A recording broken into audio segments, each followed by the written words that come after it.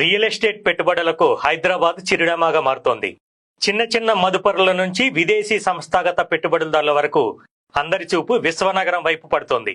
Real estate రంగానికి అనుకూల వాతావరణం ఉండటంతో అన్ని తరగతుల వారు నగరాన్ని స్వర్గధామంగా భావిస్తున్నారు. ఆకాశ హార్మయాలతో నగరం అంతర్జాతీయ దృష్టిని ఆకర్షిస్తోంది. కొంతకాలంగా రియల్ ఎస్టేట్ రంగం పడిపోయిందనే ప్రచారం జరిగినా రిజిస్ట్రేషన్ల సంఖ్యను చూస్తే మాత్రం ఇందుకు భిన్నంగా ఉన్నట్లు గణాంకాలు చెప్తున్నాయి. కాంగ్రెస్ అధికారంలోకి వచ్చాక గతంతో పోలిస్తే సగటు డాక్యుమెంట్ల రిజిస్ట్రేషన్లు పెరగడమే ఇందుకు నిదర్శనం. రాష్ట్రంలో ఏ ప్రభుత్వం ఉన్నా హైదరాబాద్ రియల్ ఎస్టేట్ మార్కెట్ కు డోకా ఉండదని స్థిరాస్తి సంఘాలు చెప్తున్నాయి.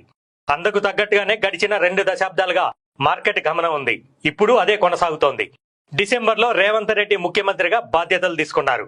అప్పటి నుంచి మార్చి వరకు 4 నెలలు, అంతకు ముందు 4 నెలలు హెచ్ఎండిఏ పరిధిలోని స్థలాలు, ప్లాట్లు, ఇళ్ల రిజిస్ట్రేషన్ల డాక్యుమెంట్లను పరిశీలిస్తే ఆ సంఖ్య పెరగడమే ఇందుకు నిదర్శనం.